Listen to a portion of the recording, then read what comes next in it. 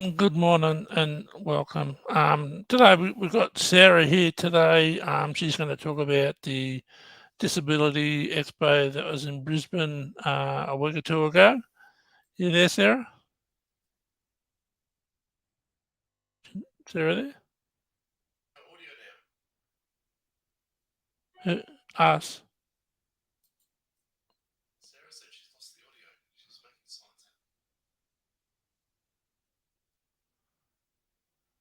I don't know.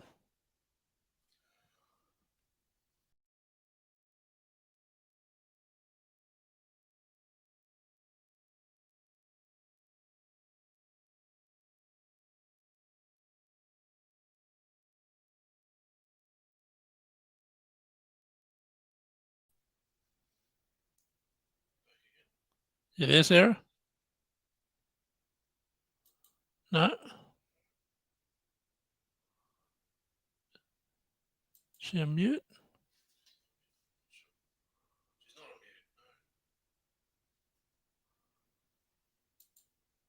You there, Sarah? Can you hear me?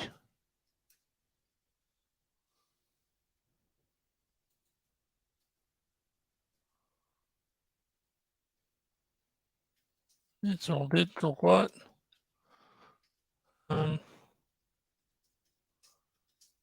While you're working that, I'll just talk about the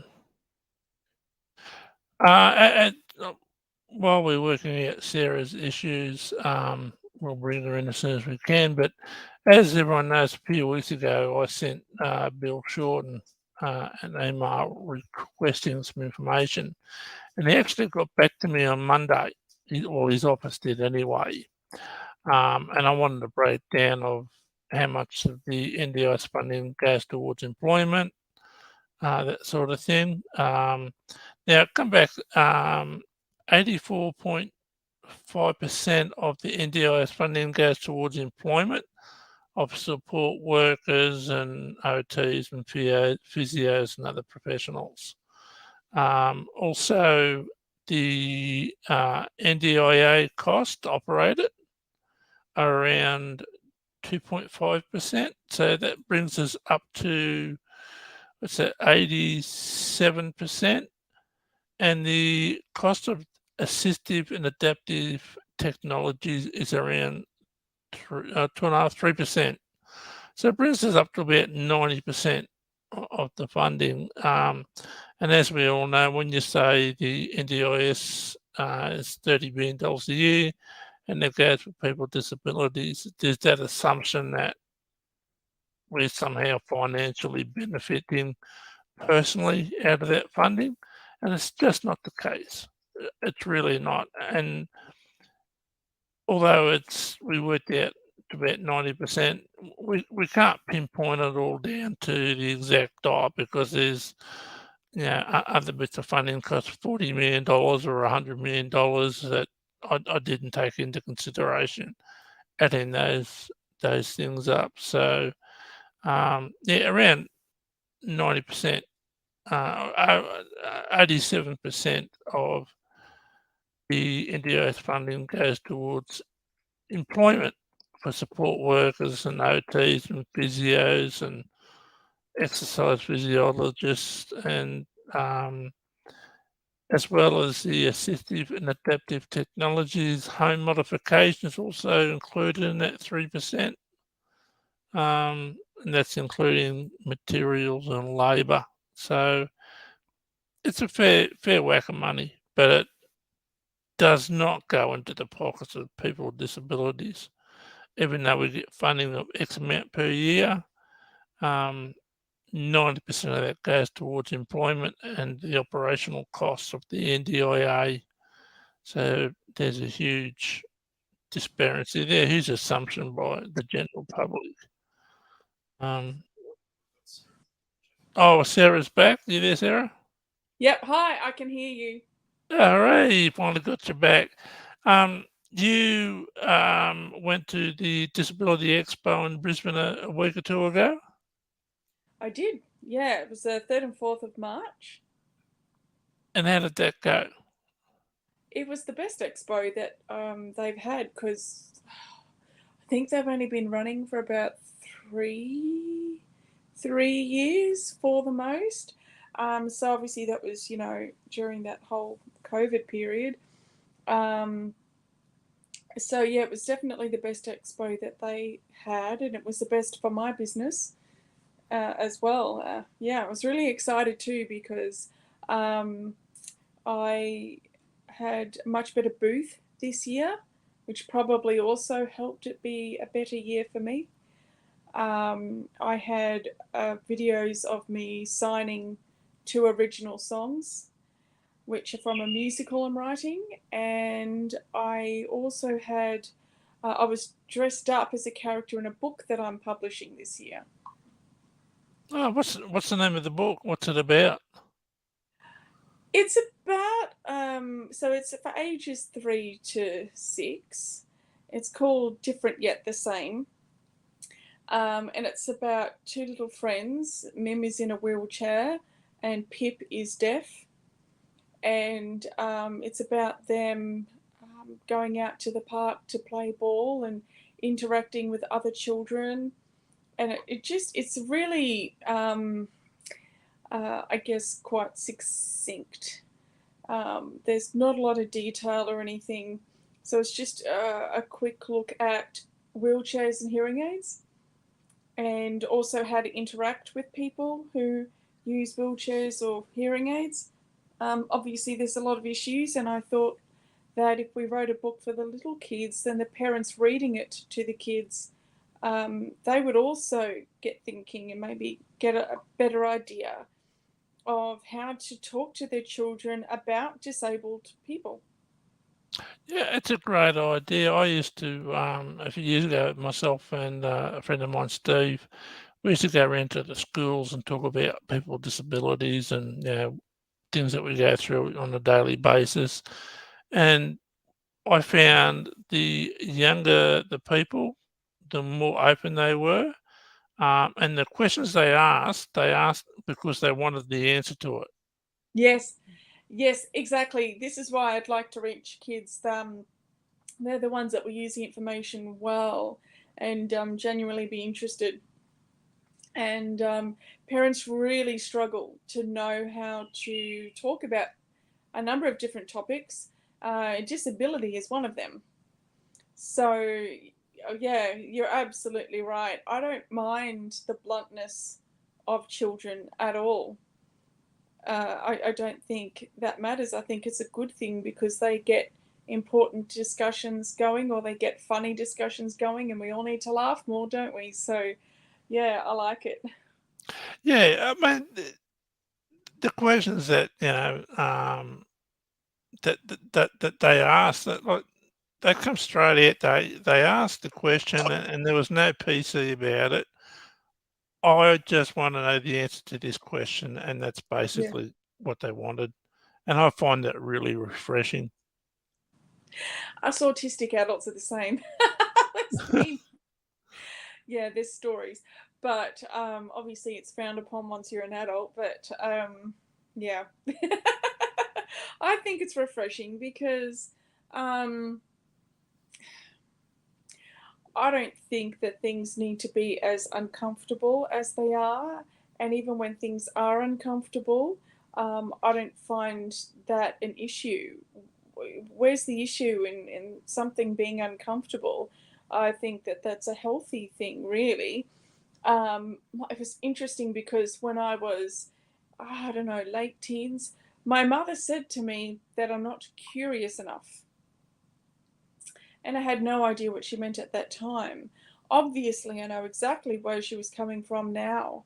It's I find that if questions are asked through curiosity, you're going to actually ask the right question, whereas adults tend to ask questions through other things like fear, you know, fear of Yep. the unknown, or there's different types of fear. So adults tend to ask questions from other motivations, whereas, like you were saying about kids, they have a genuine curiosity, and that opens their world. And it's exciting. Like, it's exciting to have your world open, you know? Yeah. So yeah, she's a wise woman, my mother. Yeah, I've just tell you a little quick story. A friend of my wife, she had a son. He was about 5 or 6 at the time, and they're in the doctors, and doctors were always running late, and the kid was getting bored, and just sitting down from them was a bloke who had one leg amputated just above the knee. And he kept talking to his mum, asking questions, what's it feel like? Can he still feel it? And after a few, she said, look, just go ask him.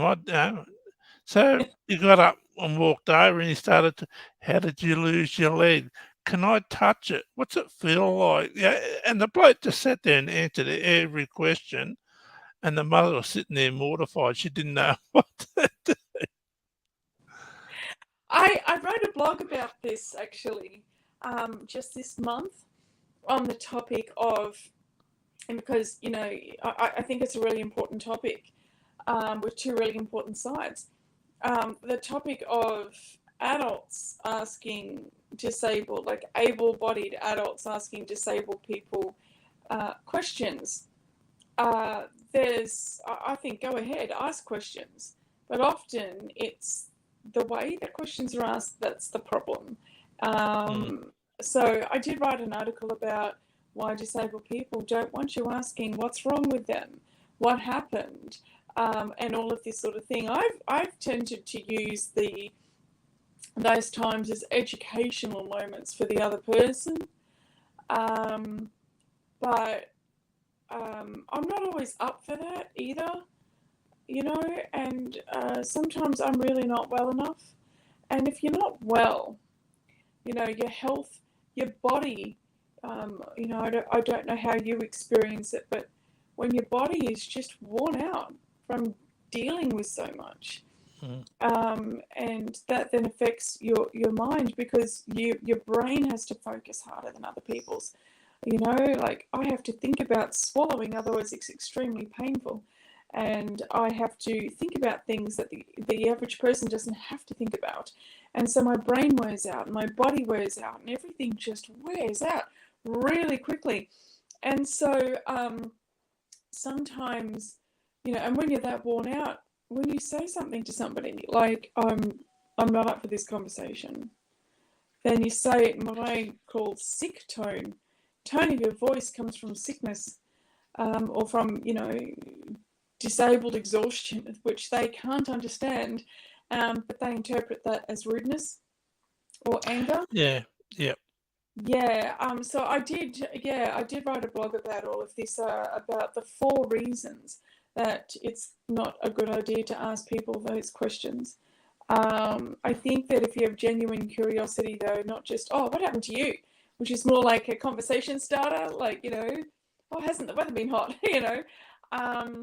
then, but if you actually see them as a human being and you're curious about the human being and their experiences, then you don't ask those kinds of questions. You ask relevant, like good questions, human being to human being. It's different then. And then in the article, I talked about trauma responses, because one of the reasons that we don't like people asking is because often we've got a lot of trauma associated with our disability. And we don't want to be reminded of that every second. We don't, we have to think about our disability and all that entails, 24/7 almost. When we're out working, when we're out having a moment, we don't want to be thinking about the traumatic things surrounding that and that kind of thing. And there are traumatic responses because of the trauma that we tend to go through trauma in one way or another. So then I talked to the disabled people, this second paragraph about how important it is for us to recognise our trauma responses, because getting bitter is the last thing we or the people asked questions need. And, so it's an important a topic, I think, an important discussion. Oh, absolutely. I've got multiple disabilities, and everyone, recognises that I'm blind because I use a white cane, and how'd you lose your sight? And it's when you're in a spot where you're feeling overwhelmed because you're out of your own environment, and you don't feel like sitting there explaining yourself all the time. And No, um, no. and I try and break it. I try and get humour out of it, trying to break the ice. But when Yeah. you hear the same jokes over and over and over again, and they say it like it's the first time you've heard it, and you just grimace because, oh, not again. They take offence Yep. to it, you They know. do take offence to it. Oh, they really do. Kind of like those people who take offence when they're trying to help you, but they don't bother to find out if that's actually the help that you need. And then when you politely decline, then they yell at you and get angry because you're not letting them help you. Yeah, exactly. I was trying to walk through the mall by myself, and a lady walked up and just grabbed me by the collar. She said, "Don't Oh, worry, love, I'll help." And she dragged me out to the middle of the mall. She said, "There you go." And I'm standing in the middle of the mall going, "No, no, no, no, you take me back to where I was," because I was orientated to where I was. And she yeah, just walked off, and I'm, "Hello, lost. is anyone there? Can someone help me, please?" And this woman come up and, you know, took me back to where I needed to go. But Eh, it's yeah, we all have horror stories like that. But oh, we do, don't we? Yeah, yeah, yeah, like yeah. I rang, I always say, that I'm blind, and I rang Foxtel one day, and I said, "I'll just, ring up about your Foxtel app, and because I'm blind." "Well, if you're blind, what do you want to watch TV for?" And I said, "Well, this show's there that I like to watch." And she said, "Well, what are you complaining about then?" And I went, "Really? Can I speak to your supervisor?" And next minute, clunk, I was just disconnected, you know. Um, but yeah, I get frustrated repeating the same old story all the time, and sick and tired of hearing the same old jokes. But you can't say anything to them because they get so offended. Would you? So, if somebody were to ask you questions more along the line of, um, um, like your experience in navigating, and if they, so if they were more curious about that, would you be okay with that? Oh, absolutely, Yeah, absolutely. that's my Um, point. That's my whole point. That's connecting with somebody. Asking someone, "Oh, what happened?" is not a human connection. But if somebody asks you about your lived experience with blindness or any other condition, then all of a sudden you've got human connection happening. yes, exactly, exactly. Um, so with the expo, how many different booths were there, and what sort of services were So advertising? yeah, this was the NDIS. This is the Services Expo. Obviously, you've got the ATSA one, which is all about assistive technology. So you've got the two different expos. Right. This one is all about services. So I mean, most of the booths are support, coordination. Um, those typical things that you think of when you think of NDIS. There are some. I think there was one or two about getting people out, disabled people out hiking or whatever, and creating opportunities for them to get out of the house, Yep. doing something other than the normal. Like, yeah, I'm pretty sick of what's offered normally. Group So those activities are and really, yeah, those are really good ones. Um, I did have a quick go around. But it is mainly those things. It's providing some sort of support, or getting you out of the house, support coordination, um, vehicles. So in modified vehicles, I think there was something about that. I didn't see the whole expo. They also had a stage, and they have entertainment on, so people from booths and other people are performing throughout the 2 days as well. So did you perform? I did, actually, yeah. I was one of the first people up. So I signed 2 songs, the ones that were in the video that I had on repeat, and I sang a duet from a musical. Pardon me. Struggling to get oxygen. Sang a duet with business partner who assists me with lots of things. That is from a musical that my sister and I are writing. He sang a solo from the sci-fi musical about disability that we're writing. And then we did an audience participation activity with The Lion Sleeps Tonight. That was fun. Gee, they got involved. They really got involved. We had people singing. We had people doing body percussion. It was great. Oh, good. So what's the sci-fi one? Because I know you're a Trekkie, same as myself. Yeah. Yeah, I wanted to do a musical about disability, but I thought sci-fi would be a brilliant theme for that. As you know from Star Trek, the science enabled them to science enabled them to approach a lot of tough topics in a really good way. So I figured, why not? Sci-fi musicals have always flunked. There's only 2 that have made it. Little Shop of Horrors and The Rocky Horror Show are the only 2 that sort of became hits. All of the others really didn't work at all. So we're taking our time writing that one.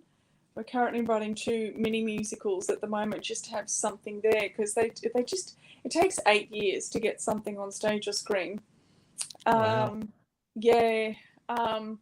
So I'm just it's doing my eyes in. My eyes are not coping with writing all of the time. They're just really not. But I might have to start speaking it, I think, into a microphone. But yeah, so it's set on Mars, and some of it's set on Mars, but it's all about Martians noticing that there are a number of humans on Earth who are not accepted, and that society has not created a space for them.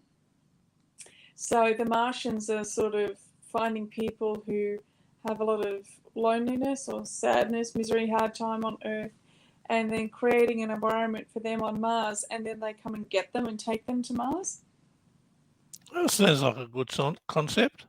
And yeah, so then there's a lot of discussion between, I think, the main character and the Martians when they realise that despite this amazing place that they've created for him, where he fits in really well, he still wants to go back home, and they don't understand why. So that's the basic premise. Obviously, we're still writing it, so we don't know exactly how it's going to end up. But that's the idea that we've started with. Well, yeah, it sounds really interesting, actually.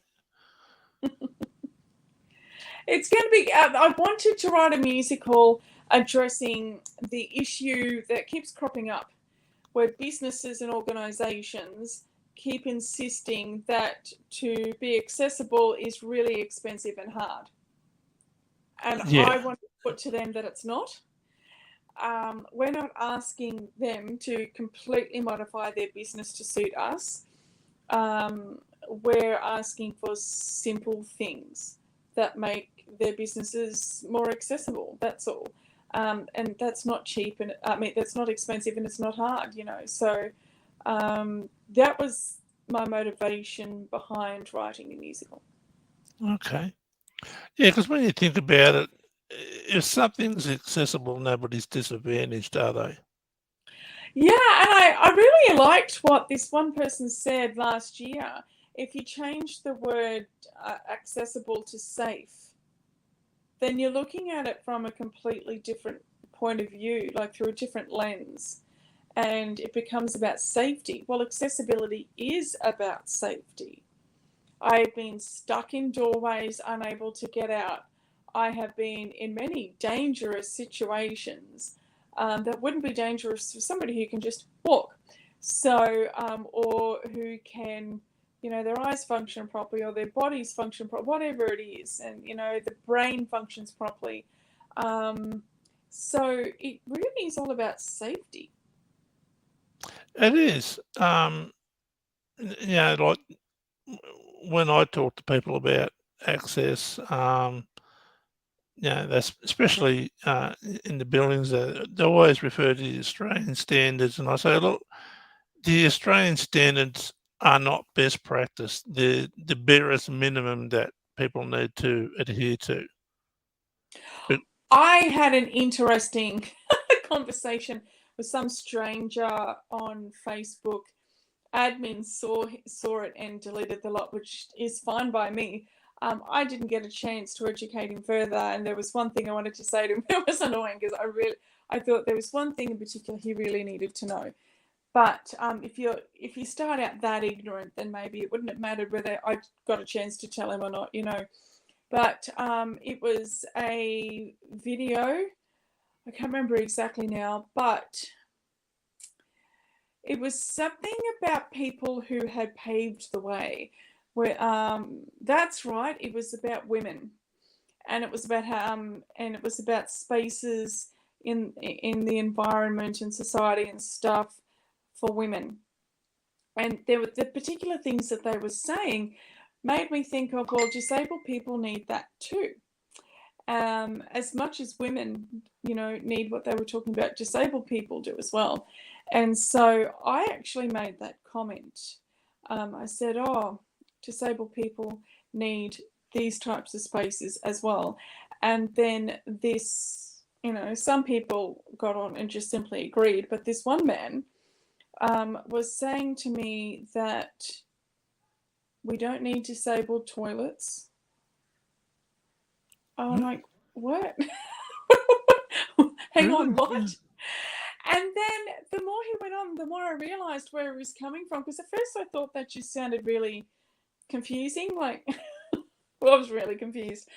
It turns out that he was referring to businesses, that places of work don't need accessible toilets because no one disabled works.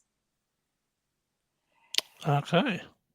And I thought, right. And so the comment, and by this stage, because there was other things that he was saying too, and I was just calmly, if I'm not able to be calm, I ignore something completely. I only respond if I have the physical ability to be calm in that moment.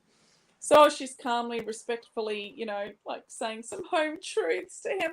There was a couple of other insane things that he said, actually. It was ridiculous. But I wanted to get the chance to say to him, number one, if there's a lack of disabled people in the workforce, it's not for lack of trying. We try really hard to get jobs. Yep. So that's number one. And then there was something else he said. There was another really important point, but I wanted to point that out to him because he's got some archaic view of disabled people, and it still seems to be a common point of view that we are more of a burden and a waste of space and are unproductive, when that's couldn't be further from the truth. Even somebody who genuinely cannot work, they don't have ability to really do anything, maybe they're bedridden, they're creating jobs. Like, they're still, and there's many ways that they can contribute to society from bed these days with technology, but worst case scenario, they're creating jobs. They've got support workers, and these people now are employed. So, like, nobody's a waste of space, And these people are married. Yeah. Like, there are people who are bedridden who are married, who, have successful marriages. So how is that a waste of space? I sort of probably would have added a few choice words at those sort of comments. Yeah, I've come across those people before, and they tend to be the older generation where, people with disabilities were either kept at home or Yeah, put in institutions, and that's the limit of their exposure to people with yeah. disabilities. And I suppose we have to be patient and try and break down those barriers. But how many times do you have to beat your head against the wall? Until we die. True, but like, All my um, groups are asking the same question, I think. well, yeah, because I suffered in the early 2000s with really severe depression, um, and the psychologist said to me, she said, there comes a point when you have to stop beating your head against the wall and just try and work your way around the wall instead of trying to break your way through it. And that's what I've tried to do. Yeah.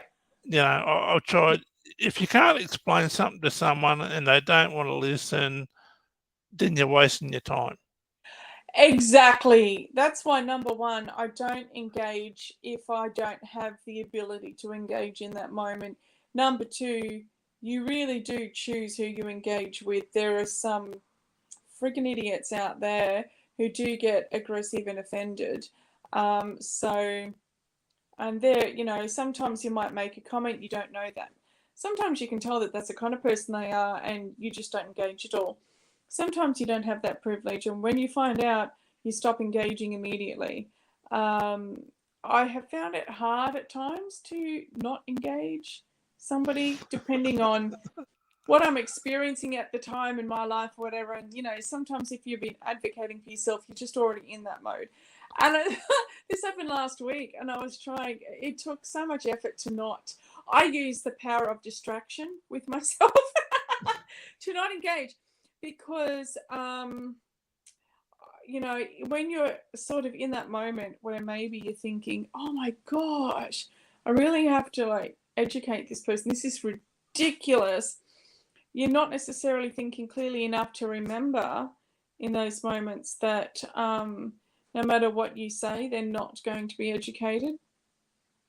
Yeah. I had an argument back in the early 2000s with an older bloke. He was probably mid to late 70s at that time, I'd say.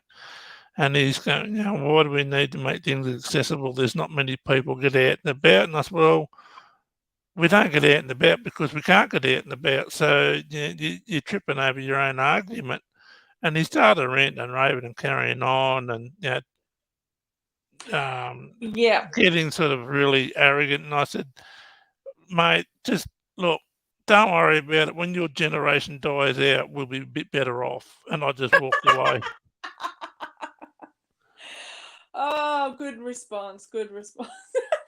But there's some people you just can't.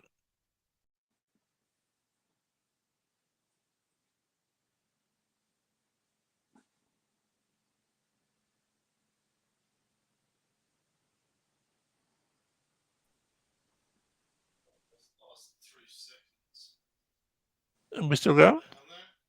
Yep, you're back. Yeah. So if people can't get the whole picture, then move on. That's right. And the shock value. I love the shock value. Why not say that to him? Give him the shock value. Yeah. I like it.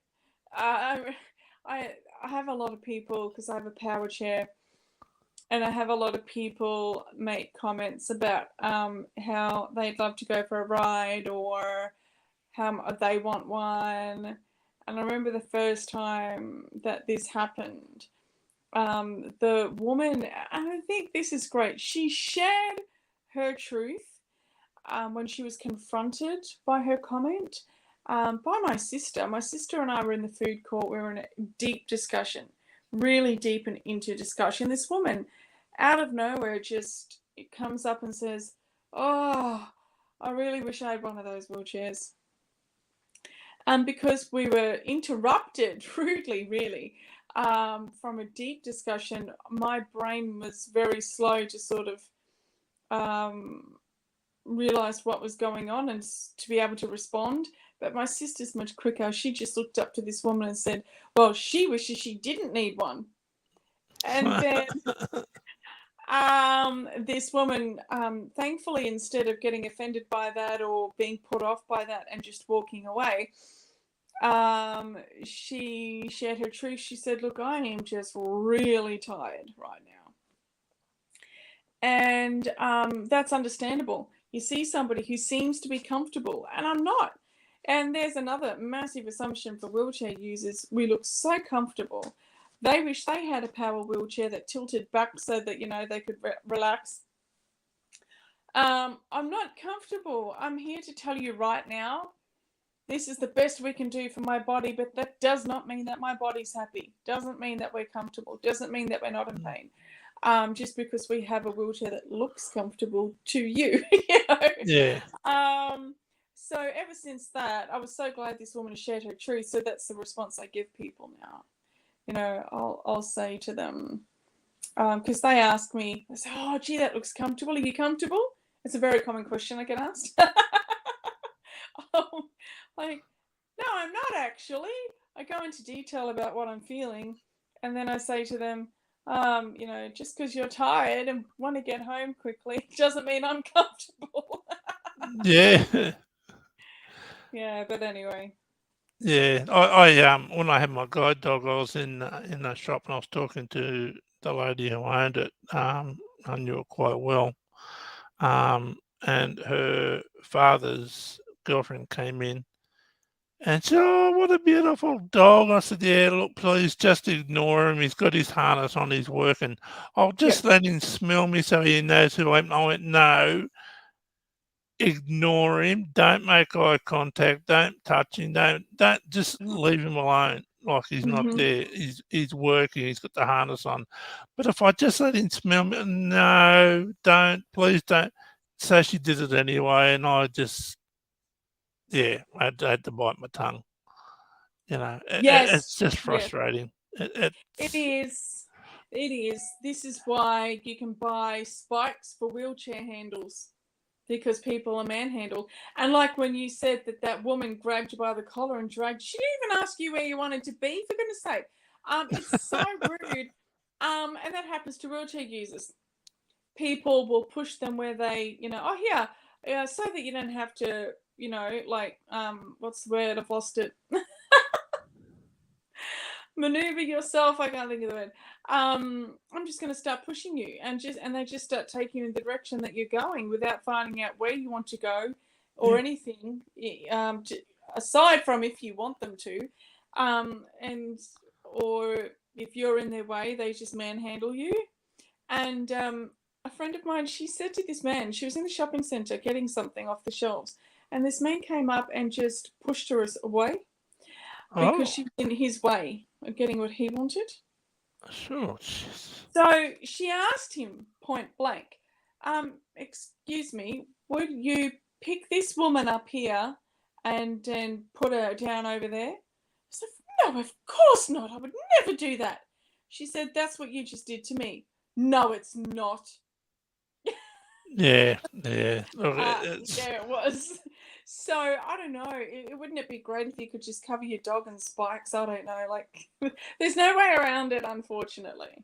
no, no, and it's just getting out there and educating the public. And like I'm always one of the first ones to put my hand up when there's something wrong. But I also let people know. Like I went into a retailer a couple of months ago, and the girl walked up. She said, "Oh, hi, my name's, whatever it was. I won't mention her name." Um, and I asked for something. She said, "Oh, look, I'm just going out to the storeroom to check. I'll be back in a minute." And she come back and said, "Oh, hi, it's me again. I'm just letting you know I found it." She talked to me and not the support worker. And it was really good. And I said to her, "Do you know someone who's blind or vision impaired?" She said, "I've got a relative who's blind." And I thought, she said, "Why?" I said, "Well, you've done everything perfectly for a person who's blind. You told me who your name was and that you're walking away and that you're coming back. So I rang up the HQ, like Yeah. corporate, and I said, this is what happened. And it was a really good encounter, and all your staff. Oh, okay. So it's a complaint. I went, no, no, no, no. I'm just saying how good this person was, and that this person should ring up. The CEO should ring up and tell them, yeah, job well done. Oh, all right. I'll let them know. Like, there was no enthusiasm or appreciation. I took my time out to say job well done. There have been times where I mean, first of all, that is so bitterly disappointing. You would think that they would welcome the change. I would think that people would welcome a laugh or welcome, positive critique, since the world tends to be more negative than anything.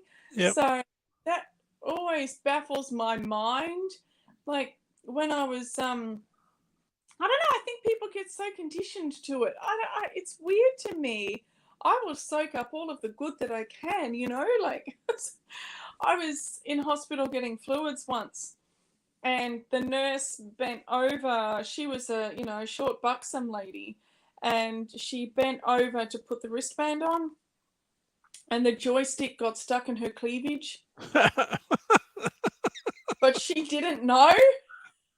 So she started walking away, and she was taking me with her. Oh, no. Now I started laughing because I thought it was so funny.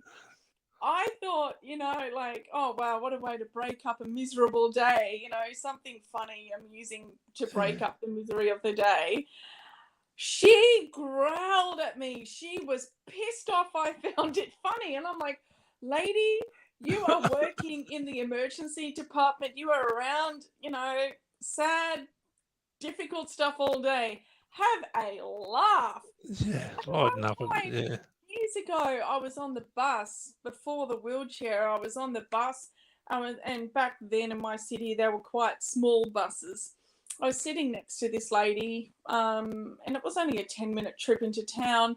Were having a great conversation. I don't remember what it was about, but there was a woman sitting behind us who had heard the whole thing. And then just as we were pulling around the corner to, pull up and get off, I made the comment, yeah, you know what? Laughter is so important to our health. And, well, nobody laughs enough. No. And when I said that, the woman sitting behind us, the bus was still driving. It hadn't even stopped yet. She got up and she went, speak for yourself. And then went Really? and stood in the stairwell while the bus was still driving. And the other woman and I was talking to, we just looked at each other, gobsmacked, like we were speechless. I mean, that's the last thing you expect to happen. And then once the shock had worn off, I'm just thinking, I'm going to pray for this woman, Yeah. She must be going through a nervous breakdown, or who knows what trauma is happening in her life for her to respond like that, but she's going through something. I'm praying for this woman. That was how I felt about it. Yeah. Some people you just, yeah, I don't know. I try and see the humour in things, and my brother's the same way. We don't get along, but the more stressed we become, the more we'll crack a joke. You know, Humor that's is the key to success in life. yeah, I think so. And people just aren't used to it. Like, there's things that I've done since I've been blind. Like I was telling Chris the other day, like I used to go into a certain chemist, and they had one of those big round things with sunglasses on it, Yep. and they moved it, and I walked straight Oh, into it and knocked the whole thing flying. And I yeah. just went, "Ah, shit!" And they said, "Oh, don't worry." And I said, "Well, if you hadn't have moved, I would have been right." But That's it. yeah. No, it's. I wanted to tell you too. I subscribed to the I don't know whether you have the Shuttle Pod Show. You ever heard No, of it? no, I haven't It's heard. all about Star Trek, and they Ah, have like last week they had Gates McFadden on it, because she's in Picard season 3. And I'm posting there typing, what, how come this is already out described, but Strange New World's not? And they said, maybe it'll come out on Blu-ray with audio description. And I put back, look, there's over a third of a billion people worldwide who are blind or vision impaired. yep, That it's an untapped market basically. yep. And they said, oh yeah, look, we hear what you're saying, but we'll have to wait and see. But it's a good show. It's the Shuttle Pod Show. They do a interview once a week. Oh, okay. Yeah, I thought you might be interested in that. Yeah, I'll have a look at it. They I do actually a. meet They, Gates McFadden at Comic-Con in Brisbane. oh, did you? Yeah, so I had spent quite a bit of money actually to get the Galileo made for my power wheelchair. And so I was wearing the medical uniform and I was driving the Galileo around. Oh, people love it. People love it so much. Anyway, Gates was speaking in Brisbane a few years ago, and I don't have the money to get photos, autographs, and I just think it's a waste of money anyway. But if you ask a question and they can see you, then you're having an interaction with them, and then I just write it down and I've got those memories then, and I think that's more, better. Anyway, so when she saw me, her eyes lit up. She's like, oh, that's just great. But then I asked her, I said to her, look, just want you to know that I never saw my situation on TV. But, Dr. Crusher and Wesley, their relationship was just like me and my son. It was, a beautiful, warm relationship that you don't often see mother and son connecting like that on TV. In fact, I don't know if I ever really have. And it was just me and my son too. It was just us, and so I really enjoyed it. And then I asked her if she stayed in touch with, for goodness sake, what's his name? Oh, Will Wheaton. Will, yes, Will Yep. Wheaton. And she said, yes, they have stayed in touch all of these years, which is lovely. So anyway, she then told me why she was fired. So you know how she left the show, and then you've got Dr. Polanski. Yep. Yep. The very thing that I said is the reason that she got fired from the show. She said she had the audacity to go to them and say that that kind of kid, well-adjusted, good kid like Wesley, doesn't just happen. That's good parenting, and that there should be more scenes between her and Wesley, and that's why she got fired. Really? I didn't know that. Yeah, I know. I'm thinking, oh my gosh, like I'm just rolling my eyes. And again, like what you were saying about how, they're not audio described and they're missing out on, like so many audience members. And it was the same thing here. It's like they didn't see me. This is yet another way that I'm invisible in the world, that my son is invisible in the world, by not recognizing what she said. We were already invisible for our disabilities and for our trauma that we had been through and stuff. Now we're invisible just yet another way. And that's such a beautiful way to be seen. So anyway, yeah, interesting. Yeah, she was saying in I don't know if you've seen season 3 yet. I've seen all 5 episodes so far, yes. Yeah, you know how Picard finds out he has a son and there was that non-verbal interaction. That was all her idea, apparently. She went to the director and the producer saying, look, this is the way it's got to be done because, this is the relationship they had in the past. And yeah, they took her ideas on board. She got most of what she wanted, not all of it, but yeah, she got most of what she wanted out of it. But she was really interesting to listen to. Her mother was Lithuanian, Oh, and her father was from the Midwest. yeah, Um, yeah, she's just a really interesting character, and yeah. um, apparently there was an issue with Will Wheaton and his parents on that show. Um, Okay. Jonathan Frakes was talking about it, and they didn't know until Will was old enough to emancipate himself from his parents. Oh, okay. And I haven't been able to find out because apparently he's discussed it openly, Will Wheaton. But I haven't found that interview. I'm trying to find it. I So know that he's discussed because he suffers from depression. And I know that he's discussed the depression, and I did listen to something he did because he's got that podcast on YouTube too. And I know that he did bring something up about his parents. I just don't remember what it was. And it okay, wasn't specifically in relation to Star Trek, it was just, you know, in general. So, family matters. Yeah.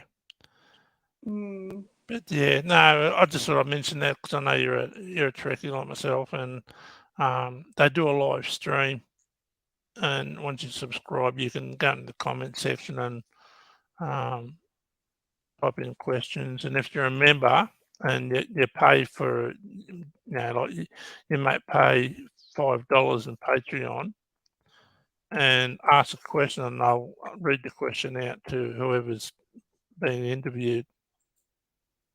So. cool. Yeah, but yeah, she was an interesting character, but her first name's actually Cheryl. Yes, so when she was working as a choreographer, she went by Cheryl McFadden, and when she was working as an actor, she went by her middle name Gates. Yeah, yeah, Yeah, she's a trained dancer. She had to give yes, it and up she did because all of of. the choreography for Jim Henson as well. She did all that puppetry too. Oh, really? Well, there you go. Yeah, yeah. Okay. Yeah, because she was talking about her dancing, how she was trained, and how she'd broke toes, and it was too Wow, much of a strain on her body, and she had to stop because of scoliosis. that must have been when she went into choreography. I'd say so. I'd I'm say pretty so. sure it was Jim that approached her. Like again, I don't remember other people's details of their lives, but yeah. So she's had quite the career, actually. Yeah, she's got a long list of credits. Mm, Acting and dancing and choreography. Um, yeah, and it's like that. Like LeVar Burton. Um, he was in the original run of Roots, and I didn't know that until you know the late '90s. yeah, he's done a lot with his profile. A lot of good stuff. Yeah. And what's his name? Jonathan Frakes. He does a lot of directing too. I always keep an eye out Yeah. for his credits. Yeah, there's a lot of skill set in that sort of group of actors. I was thinking about this kind of top thing yesterday about how um, how hard it's been for me to not have the health to go out and have a career and improve my skills and use them to benefit society and all of this sort of stuff. Like these people that we're talking about, and it got me thinking because I did a survey yesterday for some research on how disability. I think it was related to disability in our psyche and identity, how we see ourselves and that type of thing. And so I filled out this survey for this research, and it really got me thinking. I need to see myself through different eyes. Not just all the stuff that I would have been able to do if I had have had the ability, the physical ability. But let's actually have a look at everything that I do, you know. And while I'd already come to that place and I'm happy now, um, I don't know, the specific questions in the survey got me thinking about it again. And it really highlighted for me just how much I do contribute. You know, I may not be able to do a lot, but the things that I can do, I make sure I do them. And I do them from a place of love. And so that's always the right motivation. And so it has good results. You know, it's Yeah. kind of why I got so much into Star Trek when I was bedridden for years and stuff. And I started to feel after a while like there was no purpose to my life. And Star Trek would remind me, it stopped me from getting depressed because it always reminded me there's a place for everyone. Yep. And that's what was me when I lost my sight the first couple of years. I didn't listen to the radio, didn't watch TV. I just had my music, and that was my saviour. Mm. It really, at the time, really helped me get through what I was going through, and it was a long, hard journey, and I did go through severe depression for quite a few years. But like you, I've come to that junction and that journey that we take where we see where we can make a difference, and that's what we concentrate on rather than on concentrating on what we've lost.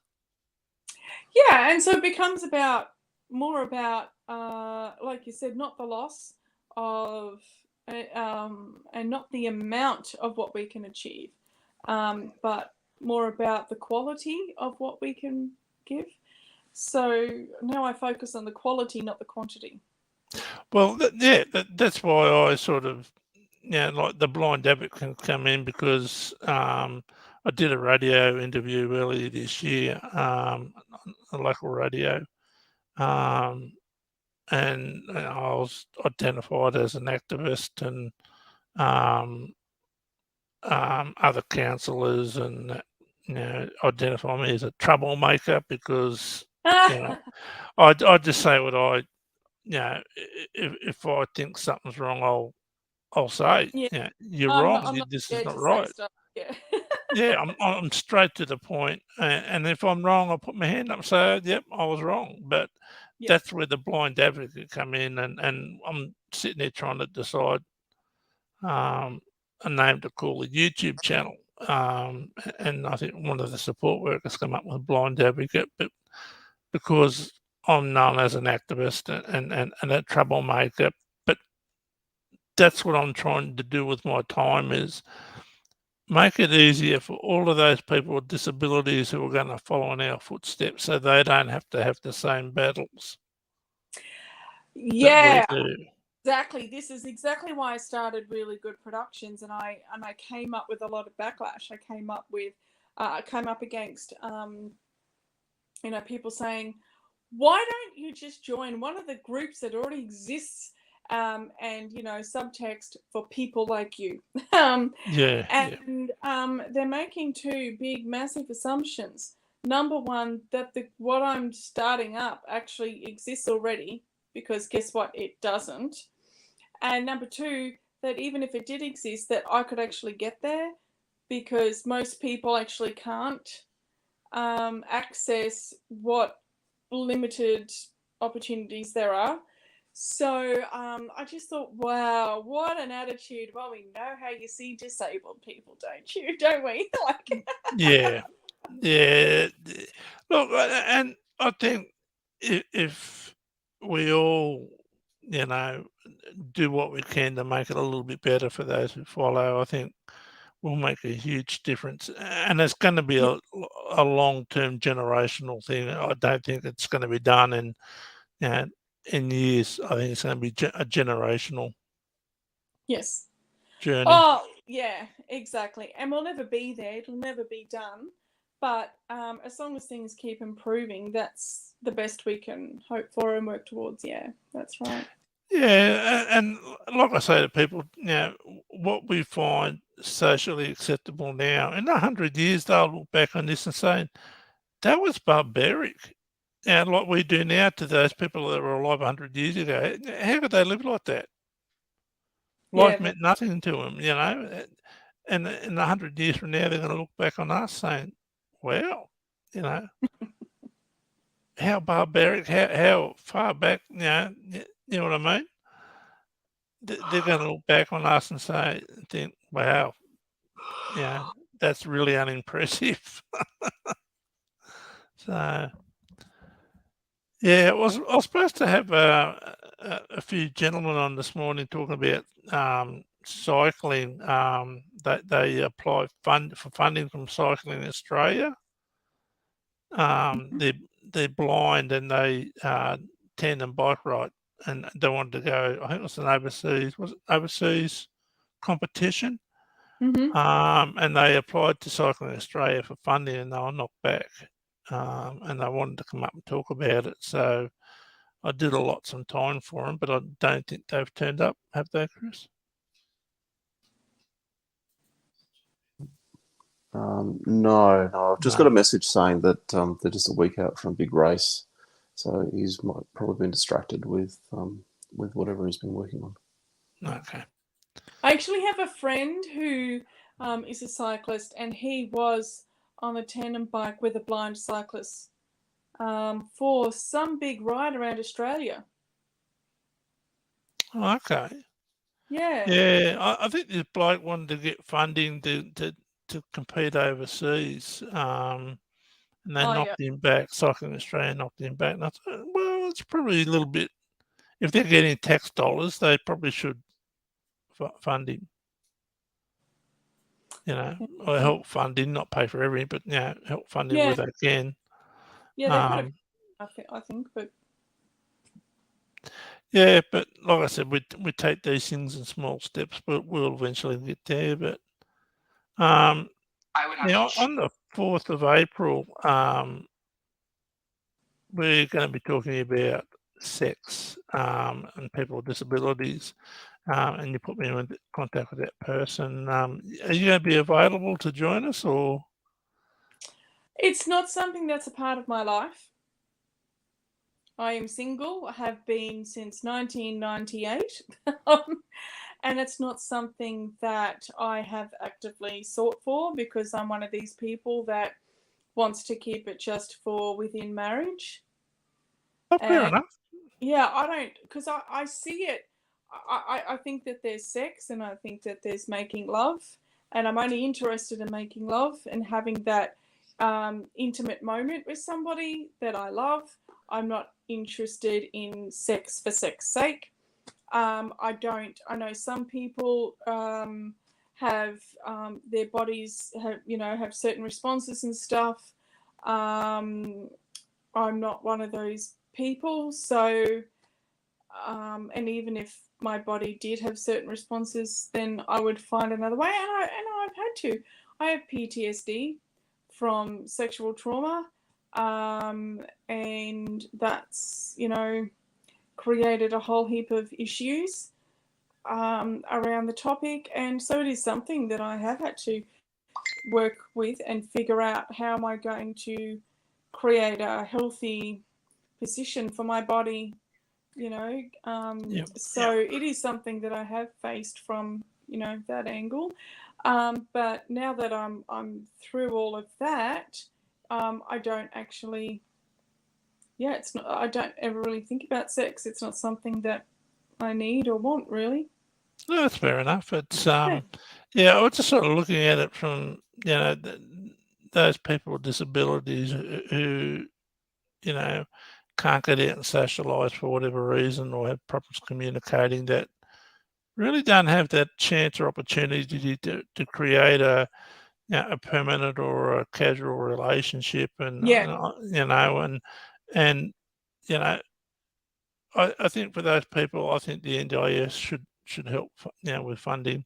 Look, it's something that matters to a number of people, and for various reasons, which I understand.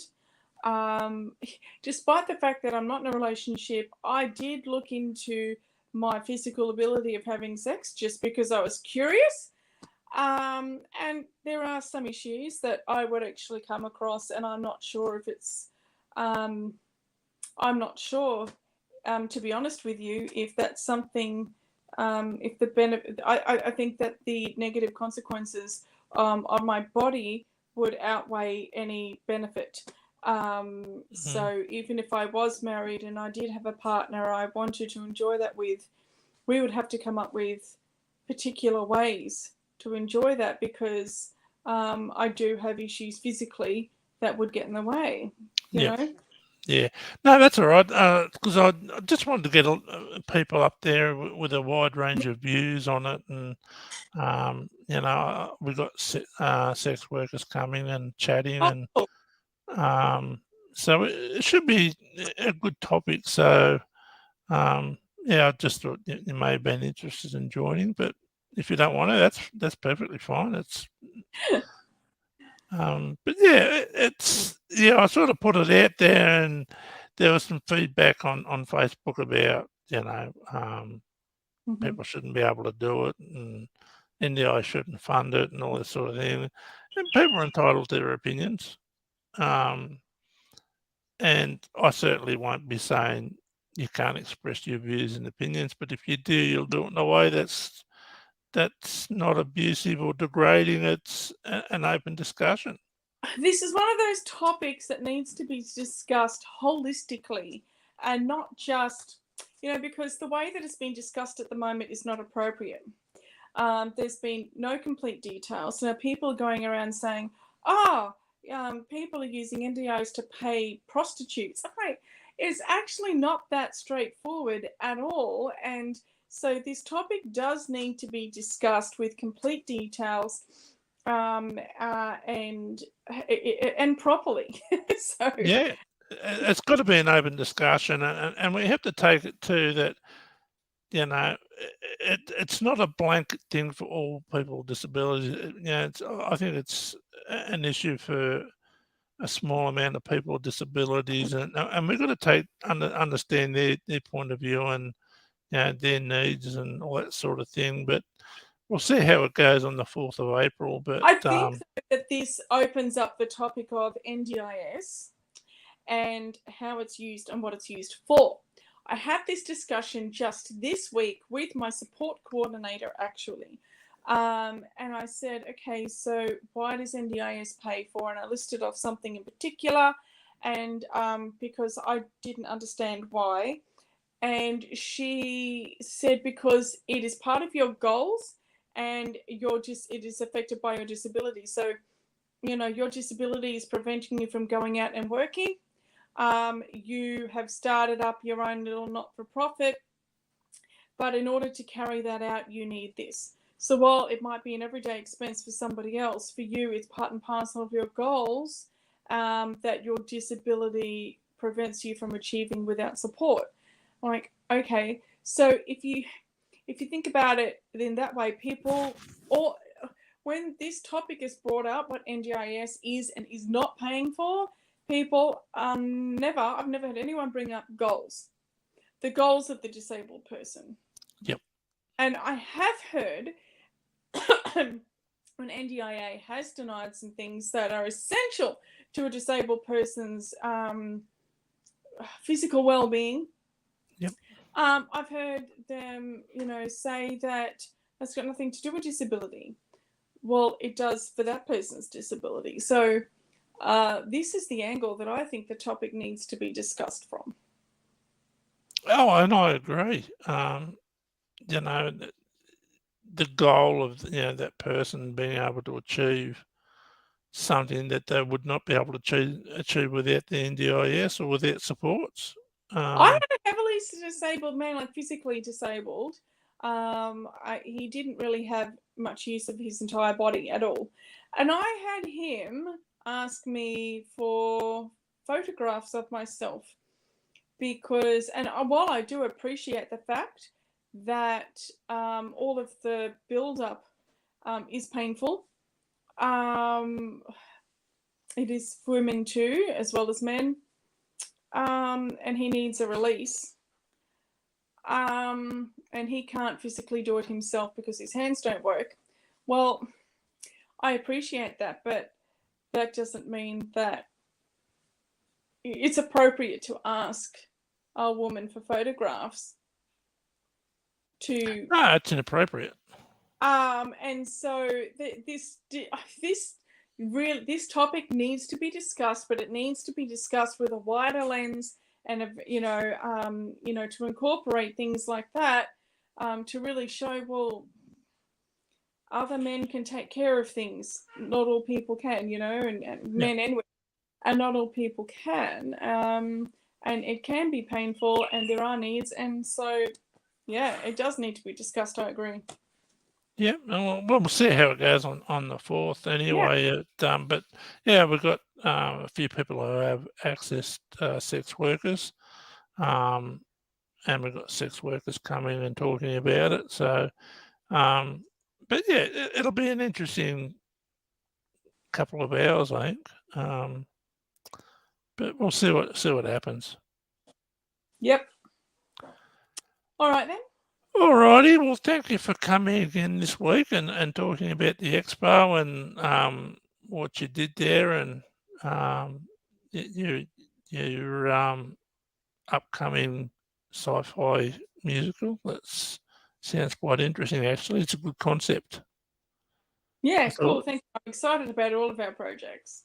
yeah, well, I wish you all the best with it. Thanks for coming. And look, you're welcome to come at any time and talk about anything you like. Like I said, this is open to anyone at any time. So yeah, you're welcome anytime. All right. Well, thanks for having me, Jeff. All right, thanks, Sarah. I'll talk to you later. Okay. Bye. Okay, bye. We might end that there, Chris. I don't think there's the other place coming. So, thank you.